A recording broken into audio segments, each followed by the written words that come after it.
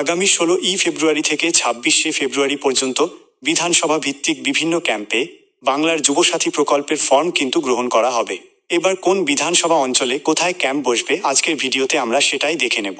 ডেসক্রিপশনে দেওয়া লিঙ্ক থেকে আপনারা সরাসরি এই ওয়েবসাইটে চলে আসতে পারবেন। এই ওয়েবসাইটে আসার পর এখানে ফাইন্ড ইওর ক্যাম্প বলে একটা অপশন দেখতে হবে। আপনাকে সেই ফাইন্ড ইওর ক্যাম্প এই অপশনে ক্লিক করতে হবে। তারপর এখান থেকে আপনাকে আপনার ডিস্ট্রিক্ট চুজ করে নিতে হবে। আমি এখান থেকে একটি ডিস্ট্রিক্ট চুজ করে নিচ্ছি। এরপর এই ডিস্ট্রিক্টে কোথায় কোথায় ক্যাম্প বসবে সেটা দেখাবে। আপনি আপনার ইচ্ছামতো বিধানসভাও চুজ করে নিতে পারেন এবং ব্লক যেটা আছে সেটাও চুজ করতে পারেন। যদি দেখা যায় যে আপনার বিধানসভা এবং ব্লক চুজ করার পর এরকম দেখাচ্ছে camp scheduling is under process, please check again for update information, যদি এরকম লেখা দেখায় তাহলে জানতে হবে আপনার বিধানসভায় এখনো পর্যন্ত ক্যাম্প সেট করা হয়নি। খুব তাড়াতাড়ি এই ওয়েবসাইট বা এই পোর্টাল আপডেট চলছে। সেক্ষেত্রে কিছুক্ষণ পর একবার টেস্ট করে দেখবেন, আপনারা দেখতে পাবেন আপনাদের বিধানসভায় কোথায় ক্যাম্প বসবে। আমি একটি অন্য বিধানসভা এখানে সার্চ করছি। আমি পূর্ব বর্ধমানের যতগুলো বিধানসভা আছে সেগুলো এখানে শো হচ্ছে। এরপর আপনার যে বিধানসভা আছে সেটা এখান থেকে চুজ করে নেবেন।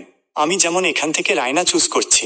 এবার ওখানে কোথায় ক্যাম্প বসবে, রায়না 2 ব্লক প্রেমিসেস কৃষক বাজার মাধবটি, মানে রায়না 2 নম্বর ব্লকের যে সামনে জায়গা আছে তার সামনে যে কৃষক বাজার আছে ওখানে কিন্তু ক্যাম্পটা বসবে। ভিউ লোকেশন অপশনে ক্লিক করলে এখানে কিছু কাজ করছে না। আবার পাশাপাশি জামালপুর অঞ্চল যদি সার্চ করা হয় এখানেও দেখুন জামালপুর বিডিও অফিস ক্যাম্পাস, মানে বিডিও অফিসেই কিন্তু মোটামুটি ক্যাম্পটা বসছে। 16 তারিখ থেকে ফর্ম দেয়া হবে। যদিও এখানে লেখা আছে 15 ফেব্রুয়ারি থেকে 26 ফেব্রুয়ারি। 15 ফেব্রুয়ারিতে ছুটির দিন, সেই জন্য 15 ফেব্রুয়ারি আদৌ ক্যাম্প হবে কিনা সেটাও একটা দেখার বিষয় আছে। তার থেকেও বড় কথা, আপনাদের এলাকায় মাইকে করে হয়তো অ্যানাউন্সমেন্টও হতে পারে।